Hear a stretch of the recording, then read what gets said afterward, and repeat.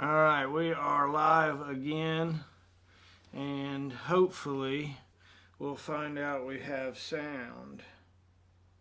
All right, you want to do a quick test? Yeah. Let me see what we can do here. Let me see if I can find us live on my stream here.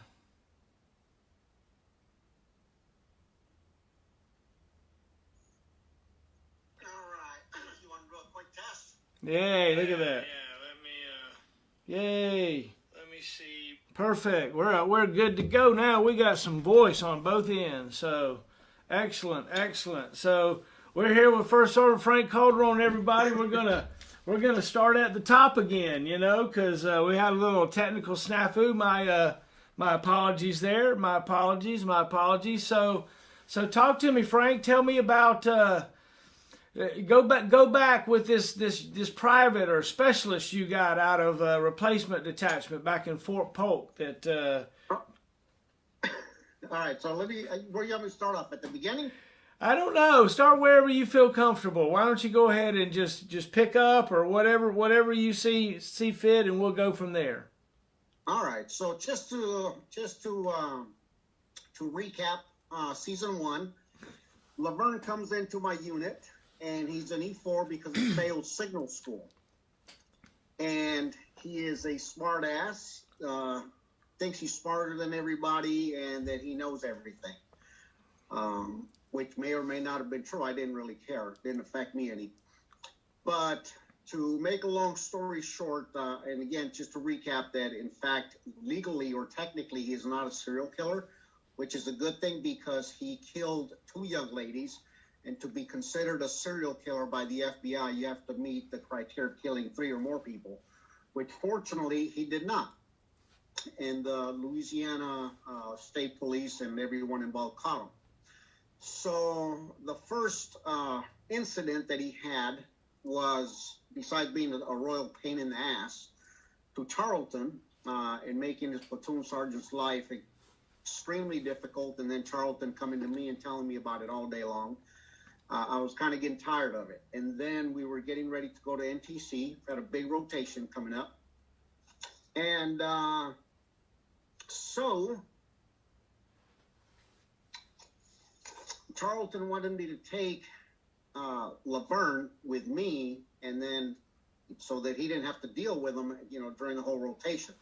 And we wanted to do good because we had come a long way as a battery from the days that hey, can you do me a favor, hit the comments, see if they can still hear or not, or they getting any feedback? Yeah, I'm trying to figure it out. And we wanted to do good because we had come a long way as a battery from the days that I don't know how to operate this. Do me a favor, hit the comments, see if they can still hear. Oh my gosh, live chat. Oh my gosh, I can't tell. Everything should be good on my end.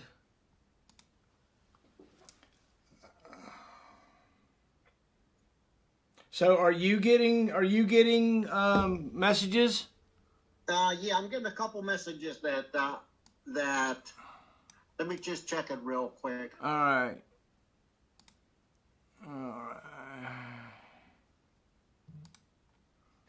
Okay, no, we're back on. That's from earlier. Yeah, I thought we were doing good. Yeah. All right.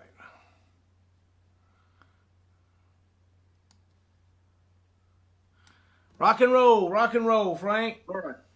So, I decided to take Charlton up on his offer. And, obviously making fun of him, tell him, okay, you can't do it? Fine, I'll do it for you. I'll show you how to do it. I will show you how to discipline soldiers and make them do what it is that they're supposed to be doing. And lucky for us, Laverne, now let me back up again 3 weeks prior, when the CID folks called me that I used to work with and asked me if I had him in my unit because he was wanted for kidnapping, rape, sodomy, and any other charges that could possibly be involved in any act like that. And so I said, yeah, I got him here. And so they said, well, yeah, we're going to go pick him up. I said, okay, come pick him up at 9. That way you can walk him out handcuffed right there in front of formation. And don't forget to check his vehicle because I'm sure he's got weapons in there.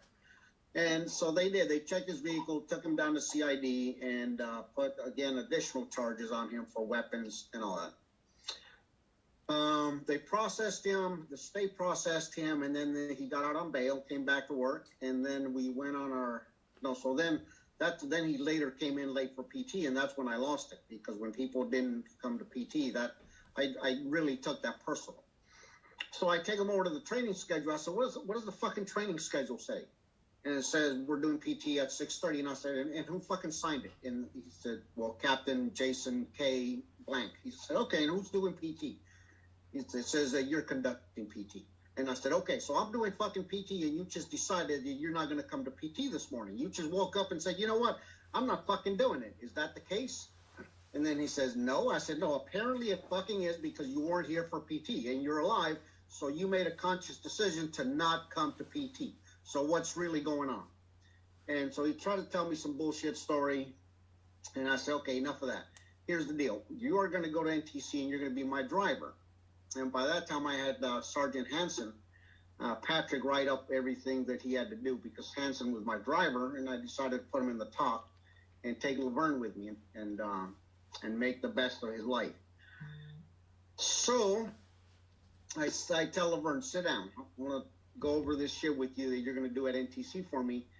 And he would look at you in the way that, just the way, the defiant way that people will look at you, like, yeah, I'm just listening, but I don't really care. That's how he would look at you. And I told him, so the very first time I see that stupid ass smirk on your face, okay, you're either going to go and do KP for 18 hours a day at the regimental mess hall and wash pots and pans with our cooks, okay, or I'm going to bury you and I'm going to kill you and put you in the fucking desert, okay, along with everybody else that's between Las Vegas and Barstow. I told him, do you understand that? And he said, yes, I understand that. And Charlton was there listening. And I said, okay, so 2 days before we go to NTC, you take over my truck, make sure it's ready, make sure all the maintenance is done, and we're going. So we go to NTC and pick him up at Port Hueneme. I went in the advance party, and then he came with my vehicle sometime later on the ship. And as the rotation starts, he's just doing whatever it is that I told him to do. And I told him, if you deviate from what you're supposed to do, okay, you are going straight to the mess hall, or I'm going to fucking kill you. One of the two, okay? And that's all there is to it. And so for days and days, he's just doing exactly what I told him to do, doing a good job. We're up from 4 a.m. to 2 a.m., running chow, running supplies, everything that we do. And I told him, any chance you get, take a nap, because from 4 a.m. to 2 a.m., we're going to be running. So I don't care don't worry about me finding you sleeping, because that's the only chance you're going to get to sleep. And keep the truck organized. I had told him about refueling, keeping up all the water, everything. He was briefed on every single thing. So one of the days during the rotation, I took him down by the Colorado Wadi, which, if anybody knows the Colorado Wadi, nobody's ever coming out of there. And I told him, I said, hey man, you remember when I told you that I would kill you and bury you in the desert? And then he goes, yeah. And I said, yeah, I was joking, man. I wouldn't bury you. I'm not gonna deprive all the wildlife out here of eating you. Okay, you could make a huge impact on the ecosystem out here, and man, they'd have a feast for days. So I would not bury you. That wouldn't be right for all the wildlife out here. There's too much wildlife that could just feast on you for days. And then I just throw you down there in the wadi, and nobody ever finds you. That's pretty much all there is to it. So that's what's going to happen, okay, if you just fucking keep acting up. And so then I got him, believe it or not, I got him to confess and tell me what happened, because he had the kidnapping, rape, sodomy, and all that stuff. That had not been to a random girl. That he had done that to his girlfriend. And his girlfriend, after talking with her parents and everything, are the ones that went and testified and pressed charges against him. And so at this point now he's on bail and he's pending those charges. And I told him, plus the fact that you're going to be a convicted felon and a rapist, and you're going to go to prison to Angola. Nobody would ever be surprised if he walked off, especially since you have sleepwalking issues. And he says, well, I don't have sleepwalking issues. I said, oh, the fuck you don't. You have sleepwalking issues, and you have the tendency to walk off and wander off at night, and I can't fucking find your ass. I don't know where you went. I told him, and I've told everybody that. I even told the commander that you have sleepwalking issues and that I have a hard time finding you when it's time to go at 4 a.m. I told him, so don't forget that.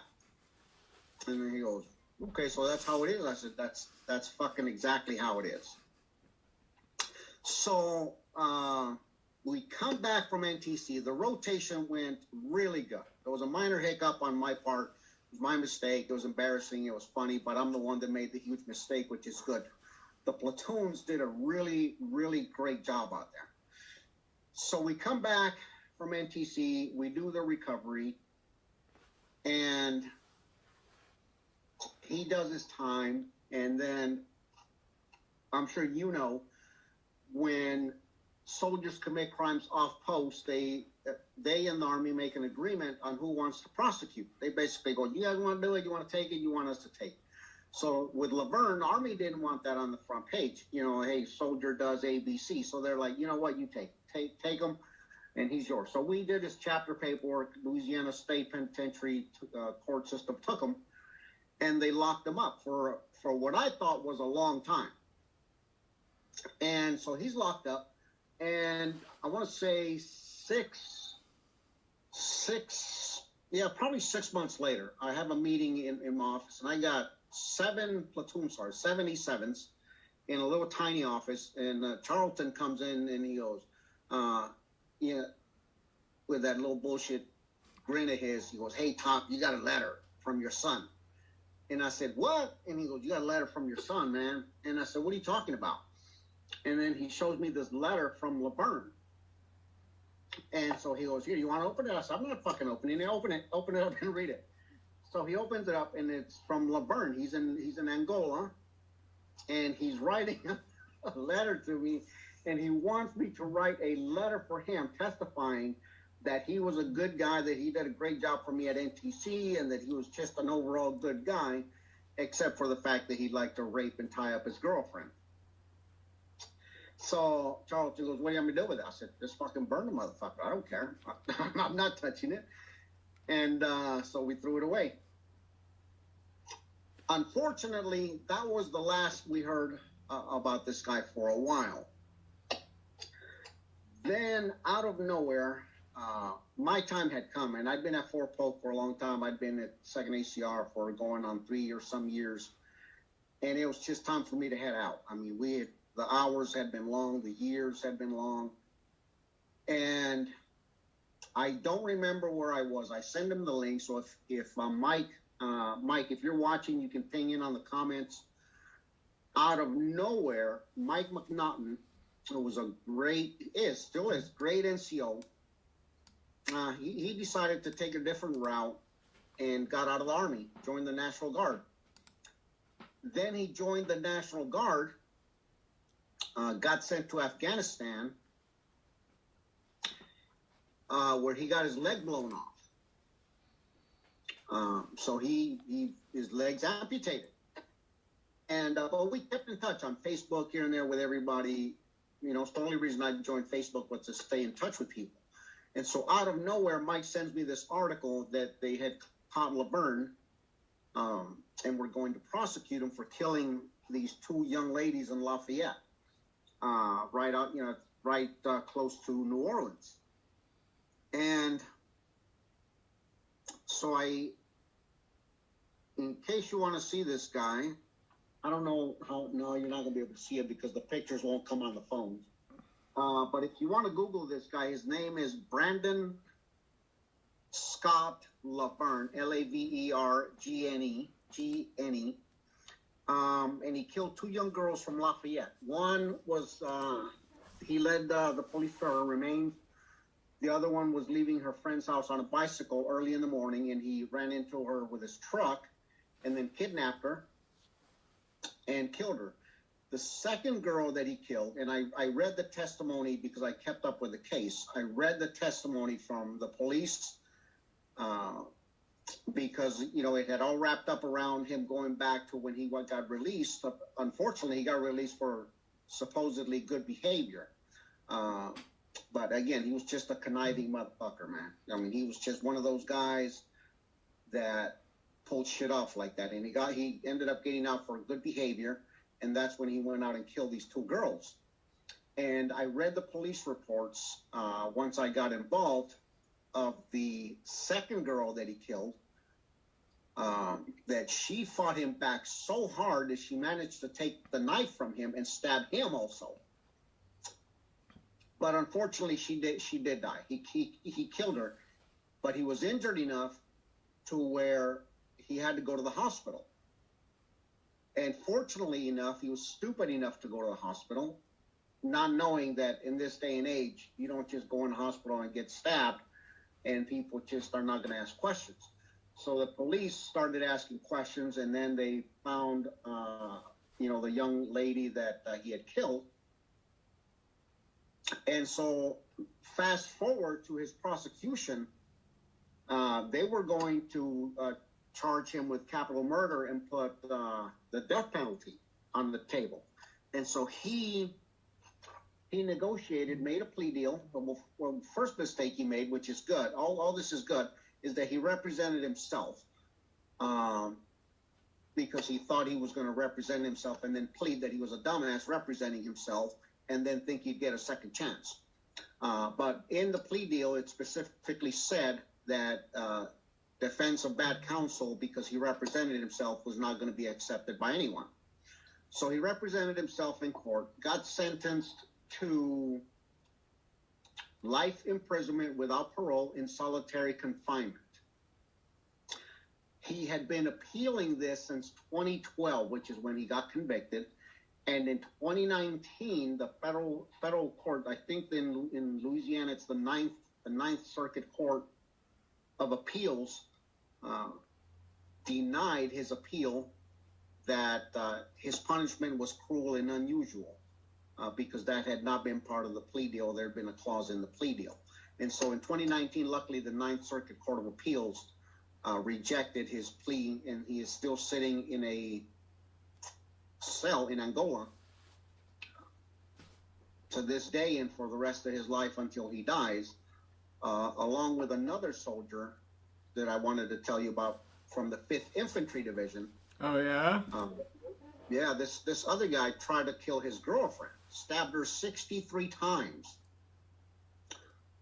at the hotel next to the Frozen Spirits. Remember that little hotel next to Frozen Spirits? Yeah.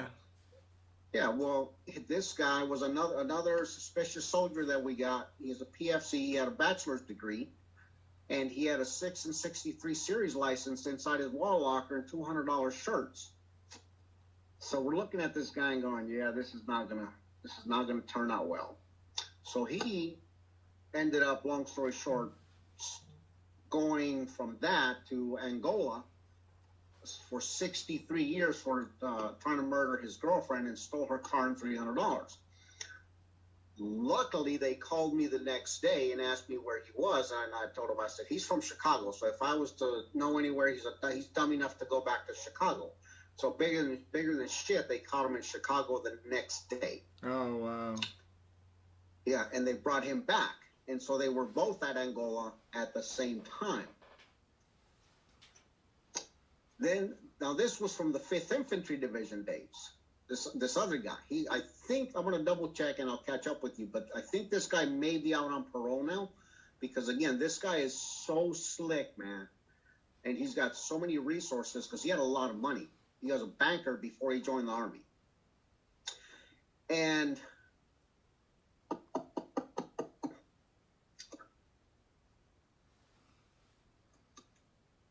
let me see, when I saw him.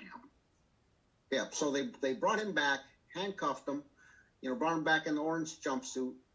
And then fast forward to JRTC. when I got assigned to be on the night shift, remember I told you last time I like a dumbass, I ended up on the night shift at Plans EMC. So I wake up around 3 o'clock, 3:30. I'm watching Maury Povich, and this dude, I'm telling you, Will, I'll give you his name next time to Google him. This dude is on Maury Povich with the Innocence Project.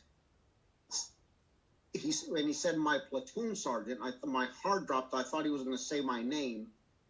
That said that he had done a good job in the Army.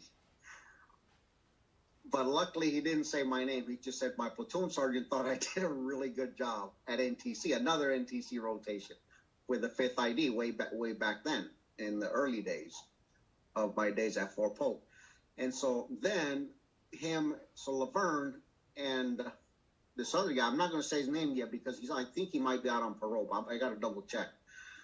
So they're both at Angola, and then they plan this scheme to escape, and Laverne decides to go for it. The other guy decided he was not going to go for it.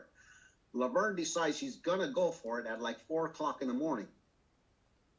So he's trying to jump the fence.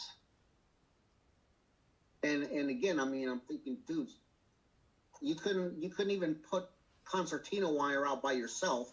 Now you think you're gonna crawl over it from Angola, you know?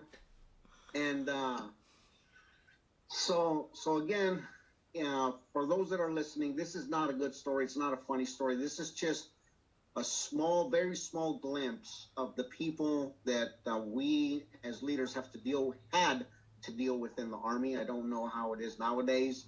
But it's no secret that unfortunately bad people join the military. Last time on the chat, we talked about the sniper at, was it Towel Stadium?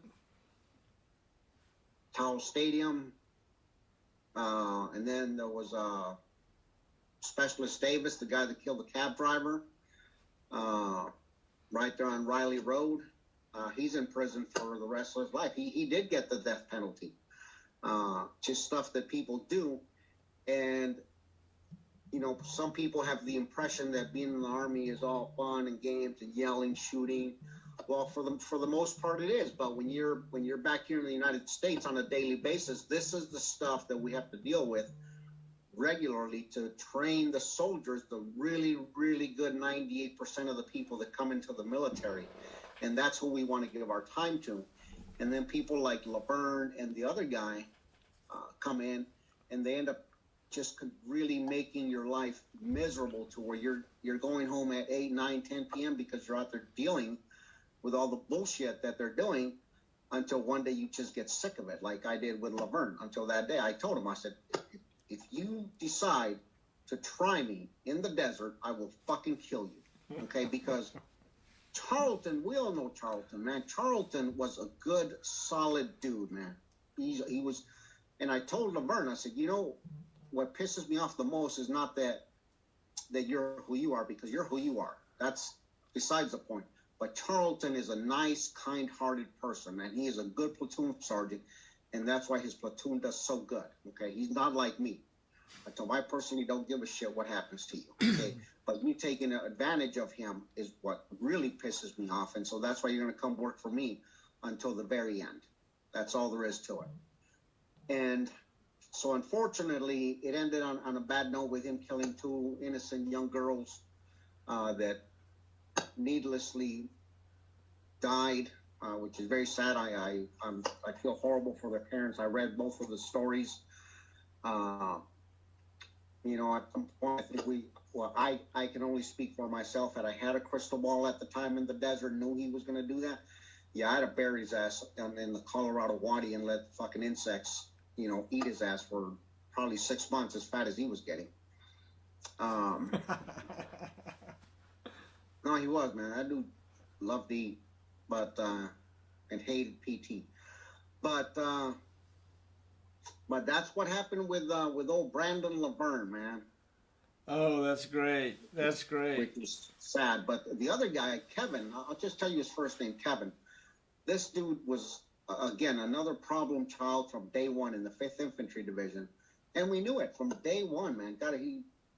I mean, I knew what a 6 and 63 license was, and I saw it in his locker, and he had his bachelor's degree taped up there, and so like we're gonna go, ooh, wow, you know, you got a bachelor's degree and a 6 and 63 license and a 763, you know, big fucking deal. You're a PFC in the Army, bro. That's what counts here. We don't give a shit about that. And from that day again, man, he started spiraling little by little. He got a DUI, got all kinds of stupid shit. And next thing you know, cops are calling me saying he's wanted for attempted murder for trying to kill his girlfriend in that little hotel next to the Frozen Spirits. Oh my gosh. Yeah, and so when I finally got him, again, I used to do this on purpose at the 9 o'clock formation. When they came to pick him up, he was in his orange jumpsuit going to Burnham Parish Sheriff's Office. When they came to pick him up, I said, no, you're going to take him out at 9 a.m. right after I call the battery to attention, brief him, and as soon as you hear me say at ease, that's when you bring him out, okay, in his shackles. And then when he passed by and did the perp walk, then that's when I tell the whole battery, see, that's what happens to stupid motherfuckers that don't follow the fucking rules, okay?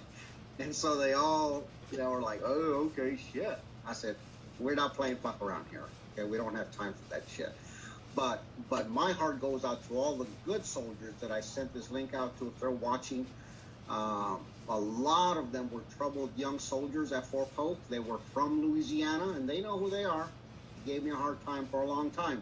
But to this day, man, they're still on Facebook, and they are out there leading good, solid, productive lives, man. They've got great, wonderful kids. And I guess I'm that old that some of them have grandkids now.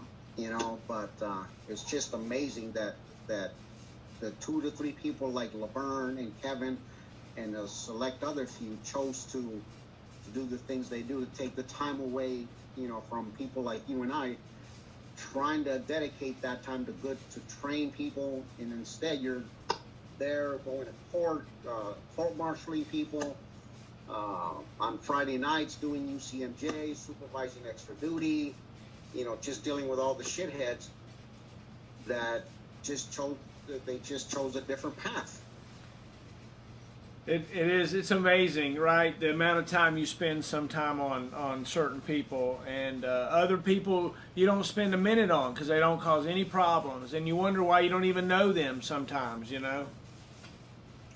No, no, you're true, man. There's a kid on here. I was going to call him out, but again, I didn't because, you know, I don't want to violate his privacy, but I got 3 kids. When I was in Bosnia, I got 3 kids from LA. 2 of them re-enlisted to go to get stationed at NTC with the OP4, which I told them they were going to really regret, which they did. And they both laughed and said, oh, you think we're going to regret being in California instead of Fort Polk? I said, yeah, you are, man. And they did. 3 months later, they called me and said, man, I wish we'd never left. But the other kid, I hardly even got to know this kid, man. He was so quiet, so smart, did everything in plus that we asked him to do. Went on to marry this chick at the PX he was madly in love with. Went to flight school, became a warrant officer, retired as a warrant officer. And if he's watching, he knows who he is, man. I am so proud of this dude. And I feel horrible that I never even got to know him, except for the fact that I think I may have told him to stop stalking this chick from the PX because the manager called me. but in the end, he ended up marrying her, man. And so I'm so happy for this guy. You know, when I saw that he retired, I was like, shit, I'm old. But I got him, he was 19, probably 18, 19 years old. And I feel bad that we didn't get time to spend with those good guys. And instead, the first guy that I court-martialed when we came back from Bosnia, man, it was 2 weeks in court, man, every day. Every day I'm not at the unit because we're court-martialing this moron for bouncing excessive amounts of checks to the PX. Oh, my gosh. And then lying about it, saying that his wife did it while he was in Bosnia, and he never went to Bosnia. He was the rare detachment guy. Right. And now he owes the PX like $10,000-$15,000. And as like I told you before, by the time I came back from Bosnia, man, I hadn't even began to deal with this situation. And so when that came up, I said, that's it, man. We're just going to go straight to court-martial on this guy. He was 86. How are you going to be an E6 No, this guy was not a private. This dude was an E6, Oh, man. wow. E6, $10,000-$15,000 to the PX and bounce checks, and then lied to them and tell them that his wife did it while he was in Bosnia. Oh, yeah. So yeah, we went straight to court martial on this dude. Send Just him to up the set the river. pace. Send him up the river. That's it, man. Set the pace for the rest of the crew for the next 2 years of getting home at 10, 11 p.m. every night. Oh my gosh. Well, But, Frank. but again, this episode, just wanted to say real quick, I know you got awesome Colonel Boyer coming on. Yeah. Coming on very shortly. So again, nobody. This episode is nothing to do with anyone, but for me to send prayers to the families of the 2 young girls that this guy killed, needlessly, just so needless. That we all wish that we could have stopped him at some point, especially me, since I was with him for 40 some days, and had I had the crystal ball, yeah, I would have took him out, man. Just to let these 2 girls live.